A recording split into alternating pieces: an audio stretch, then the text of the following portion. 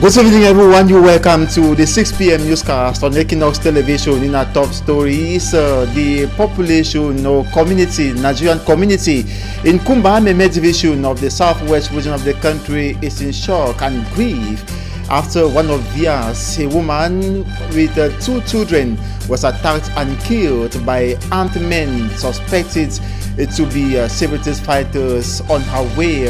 Locals say she was heading to Nigeria. We'll tell you more in this edition of the newscast. Also, still in Kumba Meme division of the southwest region of the country, it is a physics teacher for Max Dang who was killed by armed men suspected to be separatist fighters who invaded his house that was early yesterday, shooting him dead without him uttering a word. Those were our top stories.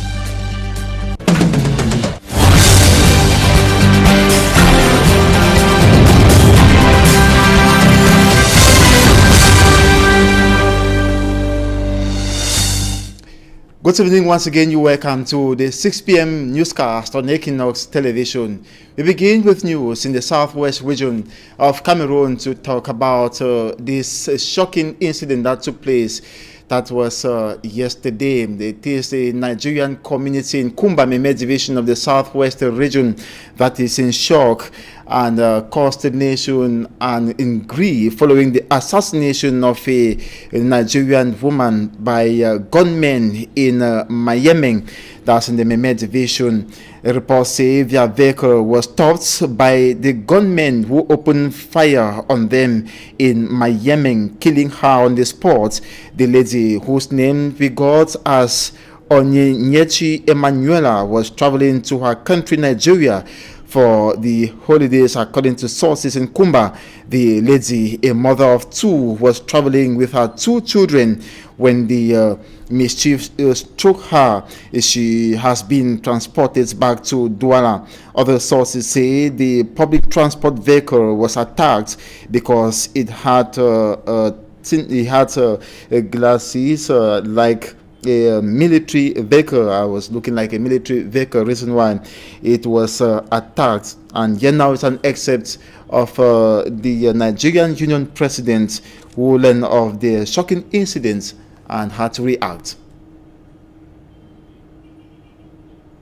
Just called this morning that a Nigerian based in Douala that was traveling to Nigeria was killed by a bullet. So I had to be here because normally, even though a Nigerian is based anywhere, even though she's based in Douala, but the incident happened under my jurisdiction. So it is my place to come to the scene and see exactly how we can address the situation. So finally, we have talked to the Douala people and they have appealed to us and have requested that we should send the cops back to them in Douala. So we are doing everything. As you can see, we have made arrangements for the cops to go back to Douala and the two little children that were traveling with the mother, with the deceased. So I think that is what we can do for now. Then later on, because as I had the situation, the woman is from Enugu State of Nigeria. So I also called the Enugu State people to be here so that they can, Just to indicate that investigation is on course to track down perpetrators or killers of the Nigerian woman who was traveling to her country, Nigeria. Unfortunately, was attacked and killed by armed men. She leaves behind two children. We stay in Kumba Meme division to talk about a physics teacher called Fu Max Dang. He is as well a GCA chief examiner. He was murdered on Thursday, June 1st, 2021. We are told he was shot Thursday night at his residence at Up Station behind government's bilingual high school, Kumba. Sources recount that before he was shot dead, the armed men had knocked at the door and entered the house asking the children where their father was. He heard his children interrogated and came out to find out who the men were, but was unfortunately silenced with a gun without uttering a word. The gunmen left instantly after killing him. This is the second chief examiner killed in Kumba Meme division of the southwest region of Cameroon. Here in the nation's economic capital, Douala, we take you notably in the Douala 5 subdivision, precisely in the Koto neighborhoods where locals are complaining of a possible landslides in the days ahead. The locals are blaming the neighboring landlord for having dug a foundation which has put their houses at risk. Immaculate Fogwe paints the situation of that incident. This toilet is about to entirely collapse as a result of the encroaching erosion towards these houses. We are in a locality known as Bandeng in Koto, Douala 5 subdivision. The collapsed portion of the toilet has caused excrement and urine to flow directly to the road. The pungent smell has made the area a suitable breeding ground for mosquitoes. The said erosion is said to have uprooted the fence that surrounded these buildings. The problem came as a result of an action carried out by the neighboring landlord. Local sources say the owner of this piece of land dug this foundation with the aim of building a story building. 1 year later, the building project is yet to kickstart. Neighbors are now left at the mercy of a devastating landslide that could lead to the eventual collapse of their buildings. Whenever my children are using the toilet, I am very scared. When it rains, everyone is awake. We are scared that our house could collapse. Our lives are not safe. What if the house collapses when we are sleeping? Let the government intervene, please. Local sources say they have reported the case at the divisional office and are anxiously waiting for something to be done. Les autorités administratives de Douala 5e ont fait une confrontation. After informing the divisional office about our situation, they asked the landlord to either sell the land or commence work immediately, a decision which the landlord has not respected till now. We are told he later traveled to France. Celui qui achète va faire le mur de soutènement pour protéger. While waiting for a solution from administrative authorities, these victims continue to live in fear of an eventual landslide that could lead to the collapse of their houses. Chiefs in the Fako division of the southwest region of Cameroon applaud the non-interference of the divisional officer for Limbe 2 subdivision during consultative talks to designate the new chief of Lower Bwando village in Limbe 2 subdivision, as with the case of some local administrative authorities. Ngale Bruno Ngomba is a new chief of Lower Bwando village. Limbe-based correspondent Davidson Maimo has the rest of that story. In a serene but tense atmosphere, the divisional officer of Limbe 2 subdivision, Serge Michael Abel, exhibited what has been described by some chiefs as administrative proficiency, as he said the chief is not to be voted by the kingmakers openly, but they shall rather, in caucus, produce a chief. After hours of stalemate, the duo called on other chiefs present, led by the president of Fako Chiefs Conference, who doubled as member of Southwest Regional House of Chief, His Royal Majesty Ndike Richard, to assist the kingmakers talk some sense to the two candidates, since they are all interrelated.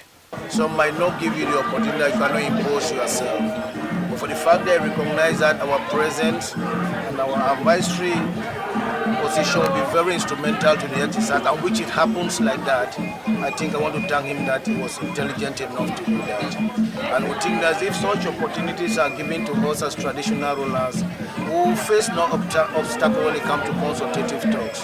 This is exactly what we expect other administrators to follow suit, so that to reduce this unnecessary tension between brothers, cousins, and so forth, in matters of chieftains. The duo cautioned the young chief to prioritize the development of his village, among other things. I can say as a GO of the subdivision, I am satisfied. They came to understand today we have a chief that we are going to deserve, and we are giving him all our support for him to The new chief, Ngale Bunungumba, says the royal family shall work as a team in achieving every goal. Thanking everyone who took their precious time to come here today to see that the process of electing a different chief of Lower Buando Chiefdom be a success. Buando village, whose chief joined their ancestors some months back, is found in Limbe 2 subdivision in Fako division of the Southwest region. Cyber criminals are known to be winning the war against the states as cyber crimes continue to rise on daily basis. Our Southwest-based correspondent Derek Jato attended a seminar organized in Limbe by Antique that's looking a way out of this crime being committed by those who are using the internet constantly, notably to dupe individuals and also negatively impacting their society. Derijato files in details.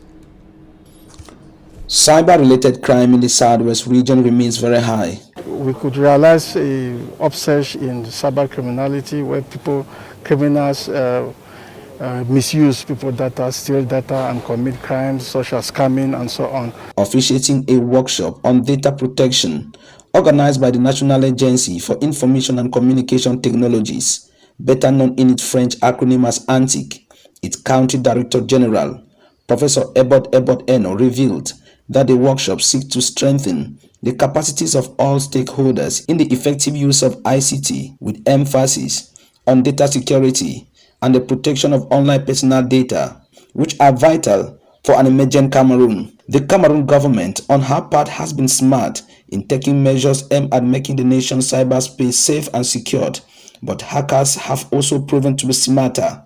So as events, new solutions comes in, new risks are introduced, so the monitoring has to be constant. So that is basically the procedure in managing the risk for data.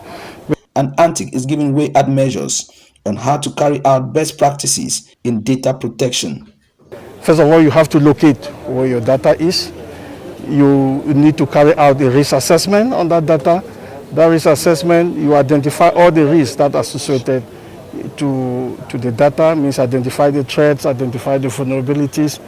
Once you've done that, you carry out the risk assessment. Once the risk assessment has been done, you do what you call risk mitigation. That means that you prioritize the risk and try to treat the risk. It means that where you find out that the risk is high, you put some certain controls that will try to mitigate that risk.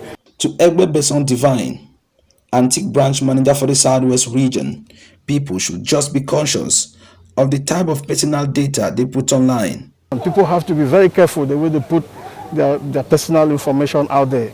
That will try to minimize the way criminals also use those personal information to exploit the various users. As the nation keeps improving her strategy to beat cybercrime, critics say the society also needs moral lessons to change the minds of these perpetrators and make them see the need to use their ICT knowledge to build rather than to destroy their nation. Ejok Steven Moise, mayor of the Seka Council in the Nyongankele division of the Central Region, has published in a release different fines sanctioning people who violate the hygiene and sanitation law in this area of command. Amount to be paid as fine ranges from 2,000 francs CFA to 25,000 francs. Those keeping a nasty surrounding will pay a fine of 2,000 francs, same like those who dump garbage in a public space. 500,000 francs or 5,000 francs CFA shall be paid by proprietors or owners of motels and hotels who will fail to keep their walls neat. 25,000 francs being the highest fine will be paid by persons who exhume their beloved ones without authorization. We now move to the nation's political capital, Yaoundé, to talk about the National Center for the Production of the Passport in Yaoundé that's already stormed by Cameroonians in need of the vital travel documents The center belonging to the General Delegation for National Security in Yaoundé went operational Thursday, July 1st, 2021. He's free with scores of Cameroonians going through a physical enrollment procedure preludes to obtaining a passport within 48 hours. Hundreds of Cameroonians who had undertaken an online pre-enrollment for a passport began making their way into the center as early as 7:30 a.m. Police officers welcomed them, cross-checking their documents and orientating them on where to go. The hall hosts 16 counters with police officers ready to receive at least 16 persons at a time. Initially, the applicant's temperature is taken. He or she is given a ticket with a number and a place to sit. Before the person comfortably sits down, his number is already being called at one of the counters to save time. In front of any counter, the police officer goes through the task of verifying the information the applicant had registered online. They also take the photograph, fingerprint, signature, and height of the applicant, as well as digitalizing all support documents from the applicant. Then the complete identification sheet is printed and handed to the applicant for verification and approval. Thereafter, he or she is given a receipt which will be used on the day of retrieving the passport after production, which is supposed to be ready within 48 hours. In case of rejection, the applicant is notified via email or text message with details on what to do next. Over to the northwest region of Cameroon, authorities are already preparing ahead of tomorrow's official burial ceremony of Cameroon's former Prime Minister, Simon Achidi Acho. Bo Stella has been following developments of that. She compiled this story.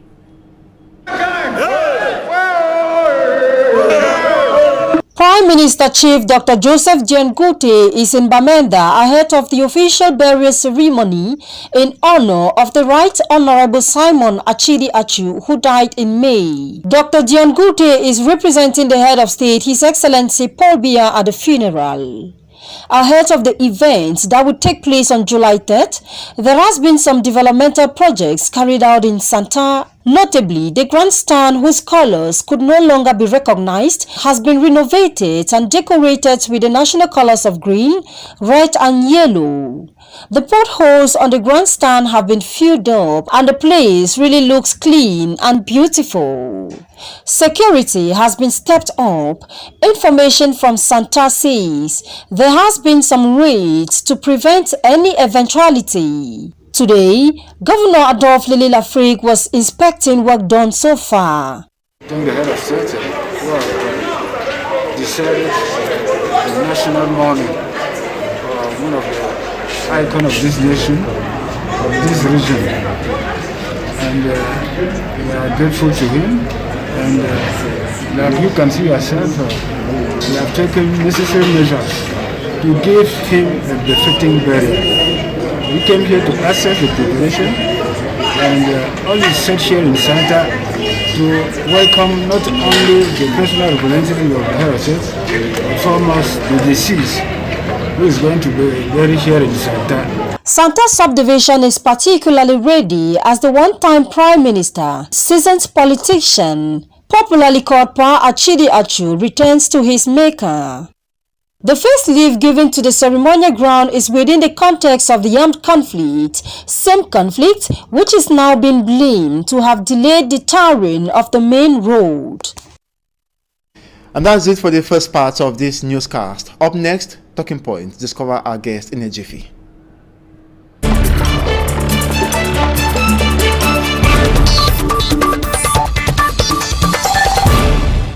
Good evening once again. You're welcome to Talking Points. We're having as guest Apostle Ambe Valentine. He is a political analyst. Good evening and welcome, Apostle Ambe. Good evening, Innocent. Good evening, Cameroonians. Good evening, viewers of Equinoxe. It's always a privilege and a joy to be here. It's always a privilege to have you as well. Thank you very much. So how was your day been? That's been a very cool one and a very nice one, even though the climatic condition in Douala is not favorable to some of us. But we are here, we are pulling on. If it's not favorable, maybe we're talking about the climatic condition not favorable. Others will be talking about the security situation not favorable. We're talking about those in the northwest and southwest regions. Yes, that's something that has been rocking the northwest and the south for the past 4 getting to 5 years, and we are very aware of what is happening in the two regions. It's been a very, very bad situation because we've lost both from the military, civilians, as well as the separatists. Human lives matter. Human lives are sacred, and human lives are very essential. No life is supposed to be destroyed because of someone's interest. I think it's often said in literature that when two elephants are fighting, the grass is suffer.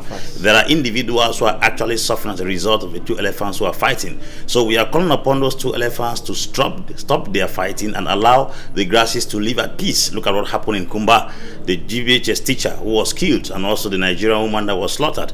If we want to go to international relations, Nigeria has the right to intervene through its consulate because they have touched a citizen of theirs in this country. That's how war can extend and create problems. What happened in the First World War? Archduke Franz Ferdinand was killed by a Serbian radical Gavrilo Princip. It brought a world war. So some things that are very small and minute can spark off international crisis. If Nigeria is not a brother and a friend to Cameroon, they can take what has happened to the Nigerian man to some greater extent that will cause chaos and a lot of pandemonium between the two nations. And at this level, do you think it can even cause, because you know the relationship Cameroon has with Nigeria, you know the influence of Nigeria. Well, we have separatist leaders who were brought to Cameroon by the Nigerian government, and the government of Cameroon applauded that move. And you think the killing of this Nigerian woman will even affect the Nigerians, or maybe the Nigerian government? That's why I said that even because Cameroon has a good relationship with Nigeria, in other situations things will get sour. Like the Ghanaian pastor that was equally killed sometime around Murphy. And it's so bad because whether Nigerian or Cameroonian, human lives are sacred, and we must do everything possible to bring an end to this senseless war. First and foremost, why are we fighting? Who are the ones fighting? What do we want to achieve in this fight? And for how long shall we continue to fight that we have not achieved what we want to achieve? I think it is rigidness, hard-heartedness, unbending attitude of the two camps in question that is putting the lives of many Cameroonians at jeopardy. Even foreigners who've come to enjoy the grandeur and the blissful nation of this country, they are not at peace. I'm very, very surprised, innocent, that in this age where we are, peace is becoming very expensive than war. Exactly. So an innocent someone who just sit in his home, his house is invaded by some armed men. He is not even asked anything. He shot dead. We're talking about the physics teacher who is equally a GCE examiner. Yes. How did you receive that news? I received that information with consternation, confusion, and indignation, because in the first place, that teacher probably must have raised Cameroonians that are of benefit to the nation today as well as large. That is very, very bad, because as far as human lives are concerned, we should not by any means take away any life for any interest. It was Goodluck Ebele Jonathan who said, "My political interest does not worth the blood and the life of any Nigerian." I think everybody should follow suit. The ensuing analysis of what Jonathan said in Nigeria is supposed to be a role model and a pathfinder to most African leaders. Why should human lives be slain, destroyed, desecrated because of people's individual interests? I think we have to look into this matter again. How much have we lost so far, and what are we looking for? We'll put the pros and the cons. Let us look at what we have invested so far in terms of cash, in terms of human lives, in terms of resources. Then imagine what we want to achieve in return. If you put on a balance, you will discover what you are investing cannot give you back what you are going to harvest. Well, close to 5 years we've been preaching this, we've been criticizing. Don't you think it's been like throwing water on a duck's back? It's not throwing water on a duck's back. You see, there are two ways to approach a crisis. Sometimes diplomatically it goes like a snail-paced process, but sometimes spontaneously individuals rise up within the circle of the nation to solve it. The diplomatic procedure is very, very slow, but it's sure. What we need is a time we do not even have to wait for more people to die. I think the individuals in question who are into this crisis should think twice and see a means to come to a consensus. It is true the government does not want separation. It's true the separatists want separation. But I think somebody has to sacrifice at a certain level, and then two of them come at the middle.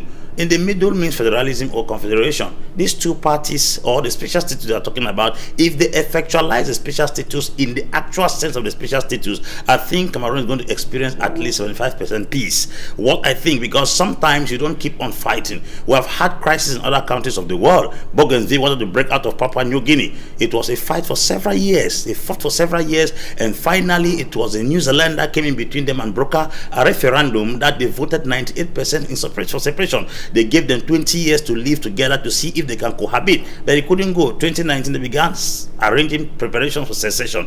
That was not the case of the Tamil Tigers in Sri Lanka, who had a clash with the Sri Lankan government. They fought from 1983 to 2009. That's 26 years in war, and finally they dropped their arms. But let us go and check the casualties, the human lives, the properties, the stability, the economic stability, social, spiritual, as well as human casualties. You will discover that what they achieved at the end could not be compared if they put on a balance with what they were fighting for. So I think we should take a second thought, because sometimes it is good to think and sometimes it's good to think again. Someone said, what you have in your hand, if you can think well, it is enough. It was Clifford Pinchton who said, it's not amount of years you have in life, but the amount of life you put in those years. Let us make sure that we put sufficient life in the years we have on earth, not taking away lives from those years. It is not the amount of years you have in this life, but the amount of life you put in those years. So we should be very careful, because we are instead taking lives with the few years that God has given to us on earth. Exactly.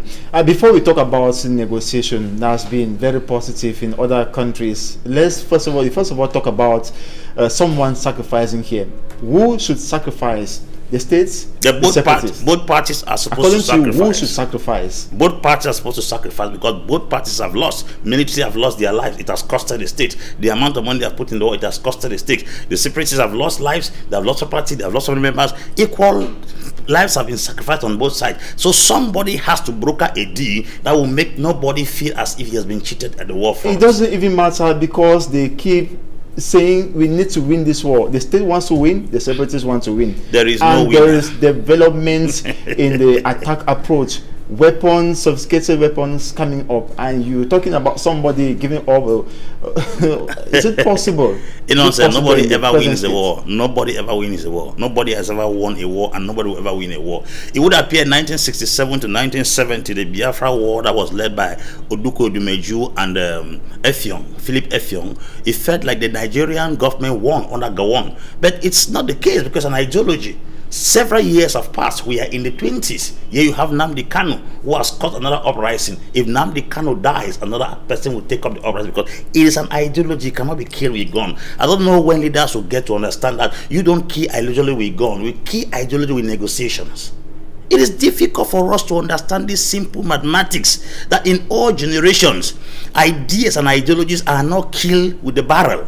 They are not killed with the pistol. They are not killed with the AK-47. They are killed with serious negotiations when both parties are satisfied. The FARC rebels fought in Colombia for many years, held guns. The guns could not kill the idea until negotiations came, until the FARC rebels became a political party that are now consistent. So let us learn from history and be able to understand that you don't jeopardize people's destiny because you want to use iron fist in solving what ideas. I wrote on my Facebook page, when you see guns begin to smoke in any nation, it's only a clear sign that minds are failed. That's interesting. Yes. When minds can no longer solve problems, they resort to guns. And when did guns start controlling humans? When humans created guns. We can decide when that gun will go out and when it shouldn't go out. Why should the gun be at the forefront? We are setting the cart before the horse. Let's talk now about negotiation. Many have been talking about negotiation or a mediator, but we had a major national dialogue. It's been what many would term failure, and looking at separatists, the one negotiation whereby the state will say, okay, we accept, you form your state as you want, but the state does not even want to hear about separation. Maybe that's the reason why they kick against any call for negotiation, against any mediator, because the separatists, they want a negotiation that will be separation, nothing else than separation. The true sign or the true proof of knowledge is liberation. If you know something, you must be liberated from it. If the national dialogue was the truth and the solution to the problem, it would have brought liberation. The fact that it did not bring solution, it did not bring liberation, it means it was not the solution. Truth is not when you explain it. When you know a truth, it brings you out of captivity. You shall know the truth, and the truth shall set you free. Any truth that does not set you free, no matter how you promulgate or propagate it, it doesn't arrive, it doesn't amount to be the truth, because truth actually delivers. Now, when we are talking about two parties holding it, if you hold a rope at that end and I hold here, there will be tension. If you relax and I relax, there will be no tension. Right. Both parties have tensioned the rope at the end. The common man is the person that suffers in the middle. I am not here to speak on behalf of separatists or the government. I'm speaking here as a civil society promoter on behalf of the common man. Why are these two people tensioning the rope that suffers the man in the middle? Both parties have been cautioned by even the U.S. Congress and the U.S. Senate that they should come on a table of negotiation without any preconditions. But you see, at one end, the separatists do not want any condition, and the government does not want any condition. They say pride goes before a fall, and a haughty spirit before destruction. I can tell with all sincerity, what has kept us where we are today is pride. How do you explain that 20,000 military are fighting 2,000, a tenth of what they have, and then we still have a war? Something is not clear. And now, we look at the role France plays. We have a CPDM MP. You certainly listened to him as he was addressing some ministers at the National Assembly bitterly. He spoke the truth. That's authorities, they rely so much on France. And we know the role of France. France detects how government has to function or carry out or go about its affairs. Can France intervene in this security situation in the northwest and southwest regions? Can France tell the government authorities, put an end to this crisis, and they respect that? Do you think it's possible? Show me a man that blames others consistently for his challenges. I will show you a man that is a big-time failure. When you keep transferring your errors on the shoulders of others. The truth is, France has that power to influence the activities in Cameroon, but France cannot call the shots. The truth is, we must be sincere when we come on television to tell people the truth. The government of this country has the capacity to stop. You cannot be inviting strangers to come and handle something that you yourself can handle in your house. If we are talking about France, France will never for once, take it from my mouth and Cameroonians listening to me, will never step into quenching any fire that does not tamper with its interest. Never. It will never. You see, the drama that is taking place right now is that something occurred in Mali. Assimi Goïta kicked Abubakar Keïta, brought in Bando. Bando began community fight. He kicked out Bando. The reason why there was an immediate UN Security Council after Abubakar Keïta was kicked out because France's interest in Mali was jeopardized. The Anglophone crisis has not touched anything concerning France, because most of France's businesses in Africa, they are very little placed in the English-speaking region of the country. The fuel is not there. Okay, and just before we go out, just some few seconds, what's the future of these armed conflicts, according to you? The future is in the hands of Cameroonians. The truth is, from every evidence and every proof, we've learned that international communities have never solved any problem anywhere. And once they come to even South Africa, what's happening right now in Central African Republic, they come with very huge interest to jeopardize the resources of our people. I think it's time for us Africans to handle African problems. You don't tell me that 54 nations in a continent are not able to handle a single crisis.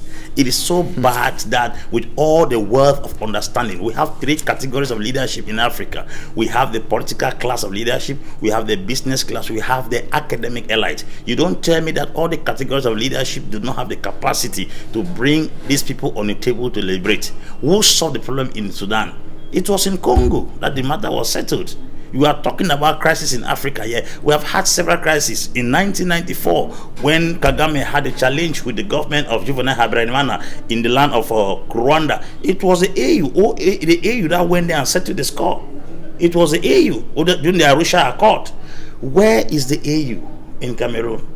La Francophonie has come here, Commonwealth has come here, AU has spoken, United Nations has spoken, and US Congress and Senate have written as well. Are you telling me that all these minds from these different organizations put together, they are very epileptic in handling a very minor crisis as this?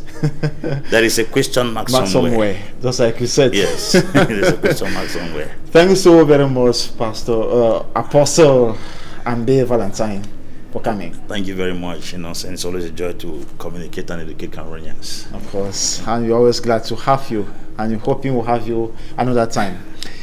Well, thanks so much, dear viewers, for being part of this edition of the 6 p.m. Primetime Newscast and Talking Points. We shall be back next week. God willing, have a nice weekend.